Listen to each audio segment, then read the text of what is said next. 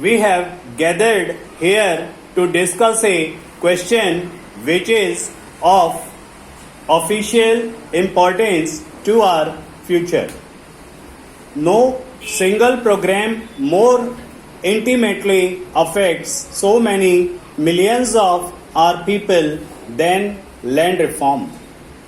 No other measure is remotely comparable in its power to transform their lives, to release their talent, energies, and to give them not only economic betterment but hope in their future and their children's future, confidence in themselves as human beings, and equally important, faith in our democratic progress. The sincerity and speed with which we implement land reforms will, of course, materially influence the overall rate of our economic growth. However, I feel that much more than this is at stake. What is on test is nothing less than the justice of our political system and its ability is bring about far-reaching social transformation is in a humane and peaceful manner.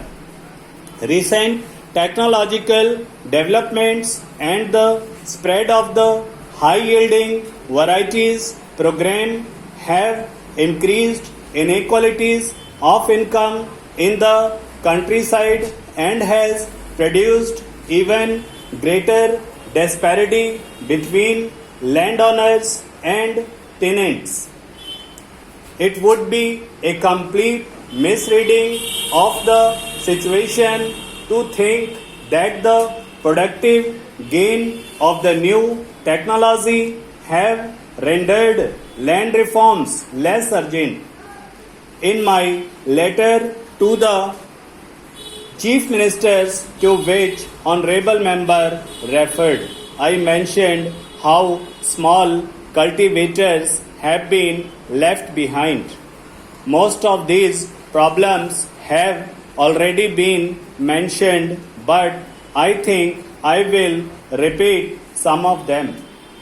The position of the unproductive tenants and sharecroppers has been aggravated by the rise in rents and the large-scale resumption of land by owners, lured by the high profits of the new agriculture.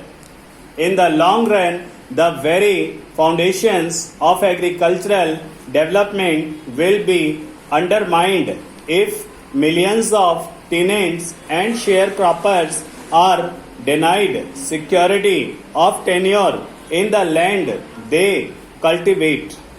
In spite of legal protection, it is well known that cultivators belong to the scheduled castes and scheduled tribes have been disposed of their land by moneylenders and others.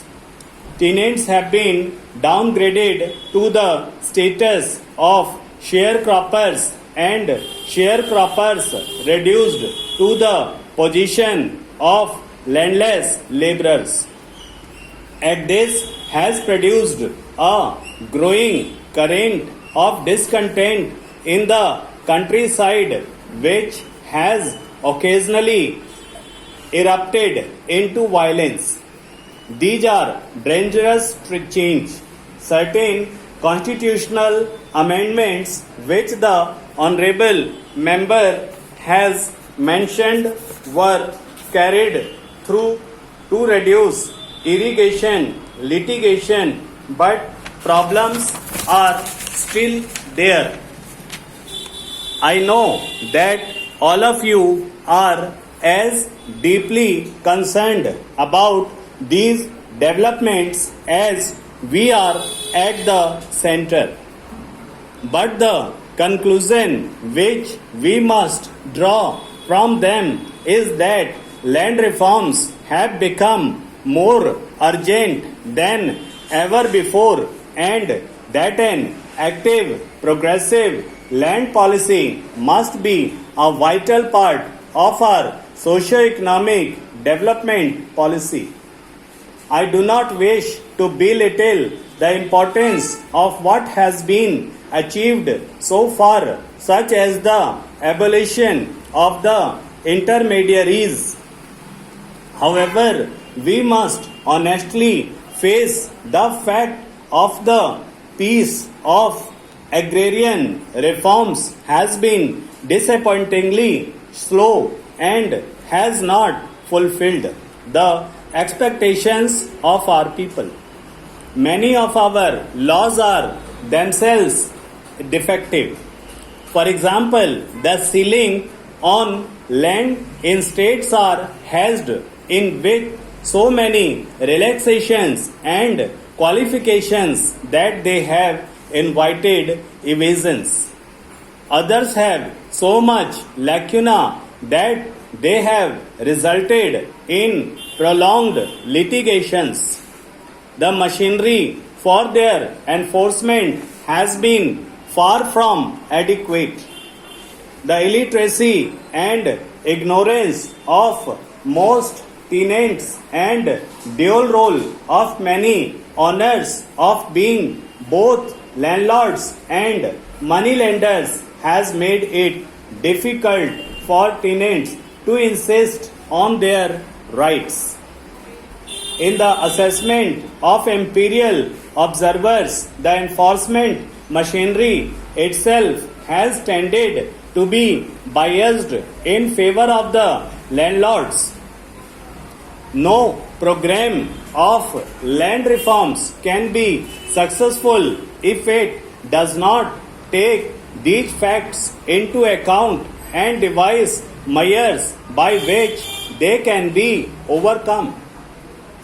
What needs to be done is fairly well known. The crucial question is how to do it.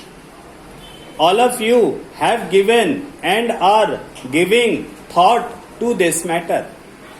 The Honorable Member has enumerated the points briefly. They are that land records in each state should be complete and up to date in every respect, with the proper records of the rights of tenants. This, I feel, should be given the first priority because in its absence no further reform is possible and even the credit needs of cultivating tenants cannot be met. Then there is the question of security of tenure, which is linked with the regulation of rents. Land ceiling which have been already enacted should be enforced more honestly.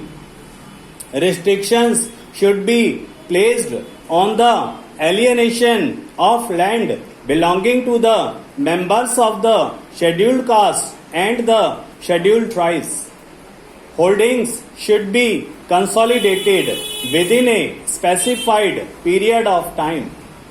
But the real problem is not the definition of objectives but their small achievements. All the evidence suggests that tenants and small cultivators are subjected to almost unbearable pressures during the implementation of land reforms. It has been the invariably experience that preparation of the records of rights leads to a wave of resistance.